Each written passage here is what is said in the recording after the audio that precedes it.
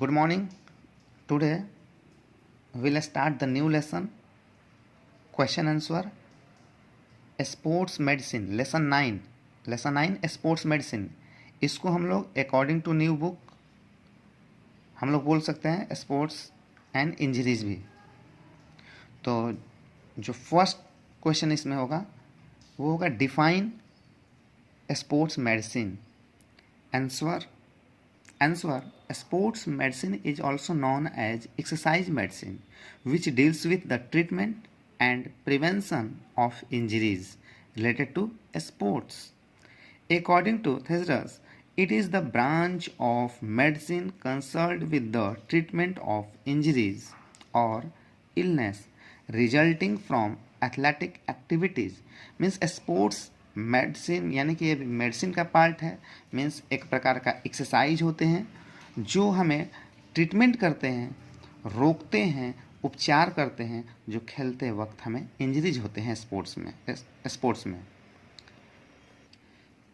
Question number two mention the aim of sports medicine या explain the aim of sports medicine. जब mention बोलेगा तो ये point आप कर देंगे. जैसे first point, to cure sports injuries. Sports injuries को क्यूर करना, रोकना, उपचार करना. टू डायग्नोज द कज, जो कज होते हैं, कारण होते हैं. अगर इसी को एक्सप्लेन करना रहेगा तो सिंपली हम लिख देंगे एक दो लाइन कि sports medicine deals with proper diagnose and detects the कज of injuries which helps for recovery from sports injuries. Third point, to correct musculoskeletal cause. अब इसमें अगर ये लॉन्ग में रहेगा तो एक्सप्लेन कर देंगे कि sports medicine helps to correct the musculoskeletal which causes of injuries. It helps to provide full recovery from the injuries. Fourth point, to provide rehabilitation. अब इसको एक्सप्लेन करना होगा तो sports medicine provides the medical and health services for rehabilitation to sports person. यानी कि जब आप injured होते हैं उस समय रिहैबिलिटेशन यानी कि जो राइसर का प्रयोग करते हुए हम इससे सेफ हो सकते हैं, ठीक हो सकते हैं जल्दी. Next, fifth point, counselling. And it also provide guidance and counselling to injured players which help to promote psychological behaviour. Question number third, what is first aid? Answer, the treatment which is given to the victim immediate and temporary to save his life is known as first aid. यानी कि जब चोटिल होता है कोई इंसान उसी समय उसको तुरंत बिना सोचे समझे जो उपचार दी जाती है यानी कि बिना टाइम वेस्ट किए वही कहलाता है first add. Question number 4, mention the objective of first aid. Answer इसमें सेम करेंगे. 1 मार्क्स का आएगा तो ये पॉइंट्स लिख देंगे. अगर ये लॉन्ग में आएगा 3 to 5 मार्क्स में आएगा तो उसको थोड़ा बहुत इसके बारे में एक्सप्लेन कर देने हैं. लेकिन 1 मार्क्स में केवल ये पॉइंट लिखना है. जैसे first answer, first point immediate aid. अब इसको एक्सप्लेन करना होगा तो 2 लाइन लिख देंगे कि when the person injured so that time without wasting of time we should give him treatment whatever is possible. Second point, think about ABC. अब इसमें एक्सप्लेन करना होगा लॉन्ग में तो क्या कर देंगे, लिख देंगे कि when the person is injured he must be given first aid while thinking ABC. It means A means airway, B means breathing and C means circulation. It means first of all he should check the throat of the victim. He should unbutton the shirt of the victim, means injured persons. After that he is serious, hospital is away, दूर है, तो breathing should be given, artificial breathing, A means artificial, B breathing, artificial breathing should be given from mouth to mouth. इस तरीके से करके third point, stop bleeding. इसमें if there is more bleeding, so that time he must be wrap the cloths, it means should press where from where there is bleeding, जहाँ से bleeding हो रही है वहाँ पर प्रेस करके उसको स्टॉप करने का प्रयास करना चाहिए ताकि एक्सेस ऑफ ब्लीडिंग न हो सके, otherwise he may take serious problems. Number fourth, crowd kept away. Fourth point, crowd kept away, ये भी एक फर्स्ट एड है, क्योंकि अगर ज़्यादा भीड़ रहती है तो वो जो जिसे चोट लगा रहता है, इंजर्ड रहता है, वो और घबराता है।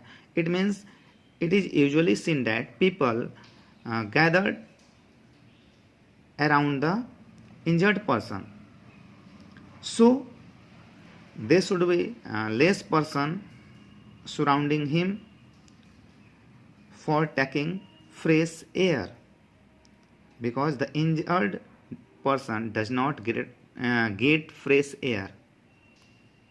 The person giving first aid also try to keep the crowd away from the injured person.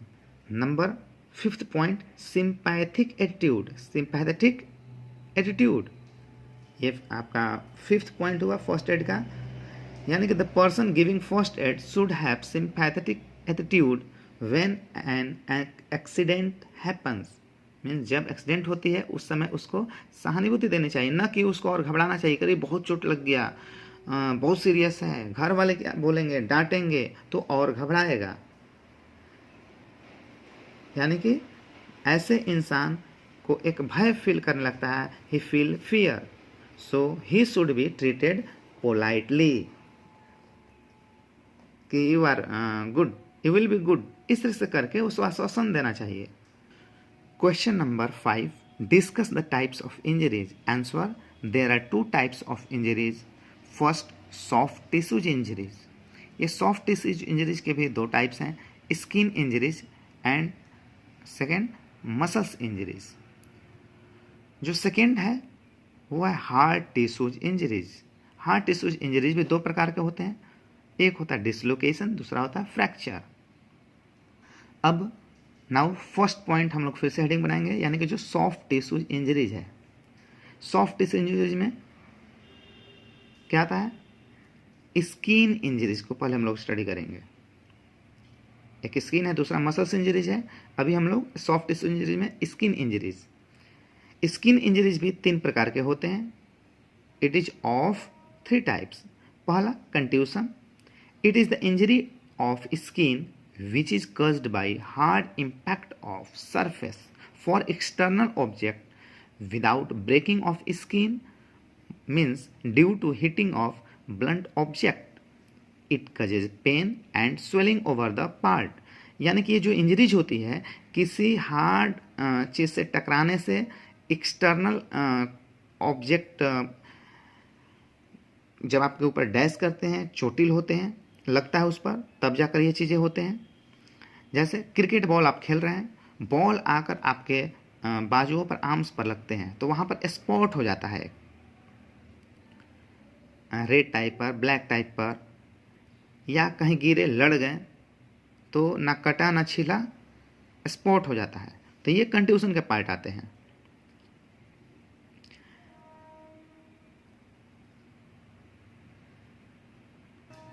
Now, first aid of contusion, antiseptic cream should be applied in case of bleeding.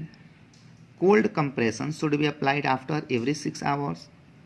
After 2 days, massage should be done.